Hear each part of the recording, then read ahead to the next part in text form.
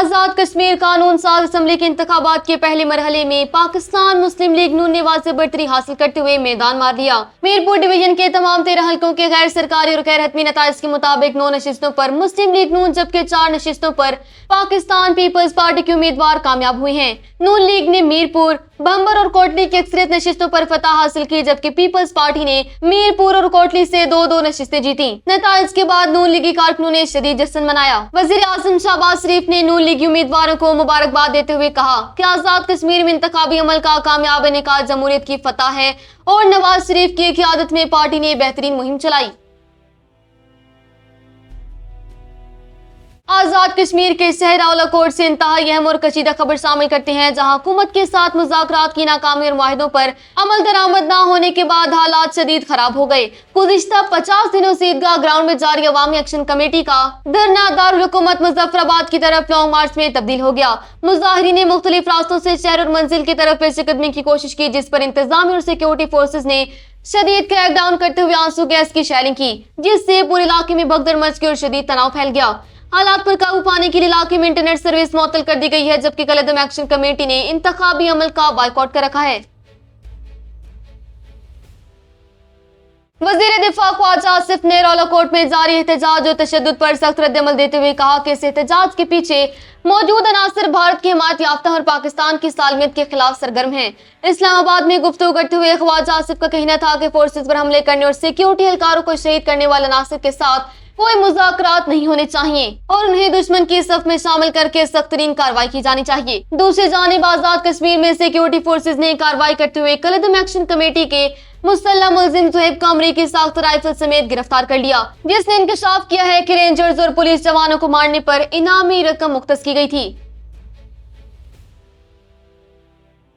लाहौर से संगीन खबर शामिल करते हैं, जहां पुलिस ने गलतफहमी में attorney general of Pakistan Mansoor Usman Awan के घर पर छापा मार दिया, जिसके बाद SHO सर्वर रोड समेत 11 एहलकारों को मुअत्तल करके उनके खिलाफ मुकदमा दर्ज कर लिया गया। तफसीलात के मुताबिक पुलिस एहलकार पड़ोसी के घर की इत्तला पर गलती से अटॉर्नी जनरल के घर का गेट फांग कर दाखिल हुए, मुलाजमीन को हिरासत किया, सहन में रखे गमले तोड़े और सबूत मिटाने के लिए CCTV का DVR साथ ले गए, जिससे बाद में फुटेज डिलीट करके वापस किया गया। वाकई के वक्त अटॉर्नी जनरल मीटिंग में थे और इत्तला मिलते ही पहुंचे। मुलजिम SHO ने गिरफ्तारी से बचने के लिए अदालत से अबूरी जमानत हासिल कर ली है। वज़ीर आज़म पंजाब मरियम नवाज ने पीपल्स पार्टी के चेयरमैन बिलावल भुट्टो जरदारी के बयानात पर शदीद अफसोस का इजहार करते हुए कहा कि इलेक्शन का फैसला रियासत नहीं बल्कि अवाम करते हैं।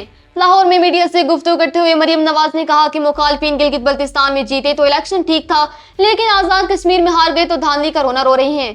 उन्होंने कहा कि अवाम ने तरक्की और नून लीग पर एतमाद किया। बिलावल भुट्टो पर तनकीद करते हुए उनका कहना था कि जो अपने सूबे के टूट फूट का शिकार सड़कें ठीक नहीं कर सके, वो सिंध की कारकर्दगी बताने की बजाय खुद एहतसाबी करें। पाकिस्तान तहरीक इंसाफ के चेयरमैन बैरिस्टर गौहर अली खान ने कहा कि आजाद कश्मीर इंतखाबात में बाइकॉट का फैसला एक सोचे समझा सियासी कदम था और वहां सिर्फ 5 से 7% वोटिंग हुई है, जो ना होने के बराबर है। रावलपिंडी में मीडिया से गुफ्तगू करते हुए उन्होंने कहा कि नौरीन नियाजी का बयान उनका जाती था और अडयाला जेल में बानी PTI से मुलाकात ही मुल्क की हालात में बेहतरी की वाहिद कुंजी है। बैरिस्टर गौहर ने वाज़ेह किया कि उनकी जमात TTP या किसी भी दहशतगर्द तंजीम की हिमायत नहीं करती और दहशतगर्दी के खिलाफ सख्त तरीन एक्शन के हक में है।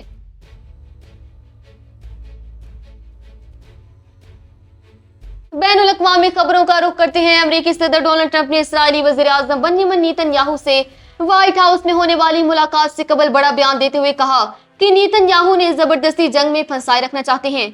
अमेरिकी मीडिया से गुफ्तगू करते हुए ट्रंप ने कहा कि उन्हें ईरान के जौहरी प्रोग्राम से मुतल्लिक नेतन्याहू की किसी मालूमात की जरूरत नहीं। अमेरिका खुद सब कुछ जानता है और ईरान के तमाम अहम एटमी मुकामात को तबाह कर चुका है। ट्रंप ने मजीद दावा किया कि ईरान की फिजाई और बहरिया को मुकम्मल कुचल दिया गया और अब आबनाए हुर्मुज़ मुकम्मल तौर पर अमेरिका के कंट्रोल में है।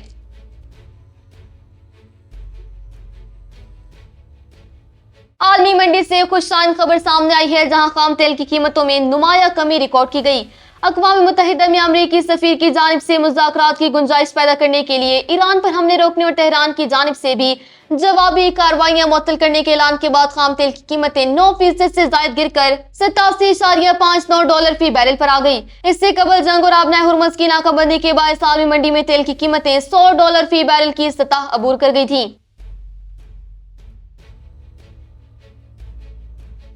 भारतीय दफ्तर खारजा के तर्जुमान रणधीर जसवाल ने हफ्तावार प्रेस ब्रीफिंग के दौरान आजाद कश्मीर में होने वाली हालिया इंतखाबात पर मनफी रद्द-ए-अमल देते हुए इससे महज एक नुमाइशी मशक करार दिया। भारतीय तर्जुमान ने इल्जाम तराशी करते हुए कहा कि आजाद कश्मीर में जारी अवाम एहतजाज वहाँ के लोगों की मुआशी इस्तेहसाल का नतीजा है। भारत ने एक बार फिर अपना पुराना और गैर कानूनी मौकिफ दोहराते हुए दावा किया कि आजाद कश्मीर और लद्दाख के इलाके भारत का हिस्सा हैं। लाहौर और उसके इतराफ में अचानक आने वाले शदीद तूफानी बादोबार और बारिश के बाइस अल्लामा इकबाल इंटरनेशनल एयरपोर्ट पर फ्लाइट ऑपरेशन शदीद मुतासिर हुआ। तूफान की वजह से एयरपोर्ट पर हद निगाह 1500 मीटर तक गिर गई, जिसके बाइस जद्दा से आने वाली निजी एयरलाइन की परवाज लैंड न कर सकी और उससे फिजा में चक्कर काटने के बाद मुल्तान एयरपोर्ट पर उतार लिया गया। इसके अलावा कराची, कुवैत, रियाद और ताशकंद से आने और जाने वाली 10 से ज्यादा परवाजें ताखीर का शिकार हो गई।